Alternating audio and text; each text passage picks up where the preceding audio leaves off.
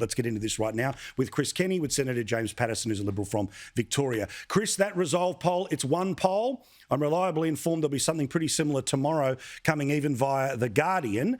This shows that undecideds are falling, and they are falling the government's way. If it's too little too late, we'll know by Saturday night. But this is the data following up what you and I have known all campaign. Yeah, mate, it is. We can't get ahead of ourselves, but, I've been arguing along with you for months that the government should win this election, that the government's fundamental policies, its fundamental competence should get it across the line against a highly risky Labor Party that really would be a threat to this nation's future. So it's always been my view that the general electorate, that Australian voters generally en masse doing sensible things, surely the government would get across the line. I've got to tell you, through this election campaign, which has gone terribly for Anthony Albanese day after day after day, it's been confounding me that we haven't seen the movement in the polls that we'd expect. We haven't had a lot of high-quality polling, I've got to say. There's a lot of single-seat stuff that's sort of meaningless.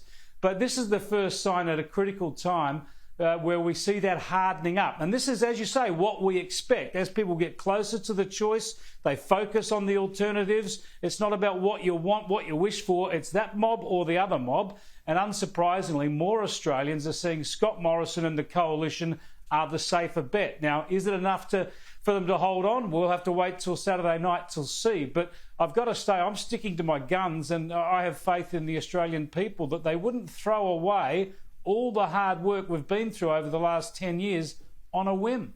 I agree completely. Senator Paterson, Victoria in particular, supposedly the great burial ground for the Liberal Party, but it is doing well on primary. Preferred Prime Minister still seems to be Albanese, but that means that the assumption that wherever the Teals run, the Teals win, wherever Labor runs, Labor is winning.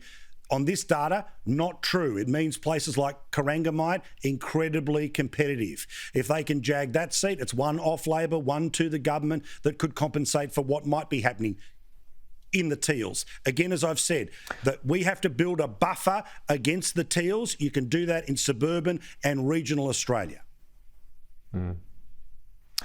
Paul, I'm trying to make it a habit, particularly in campaigns, of not commenting on polling, but in the last 2 days I've visited 5 electorates on pre-poll boosts to visit our candidates. Keith Wallahan in Menzies, Sahil Tomar in Jagajaga, James Damches in Melbourne, Richard Welch in McEwen and Steve Brooks in Nichols. And what I sensed on those booths is momentum.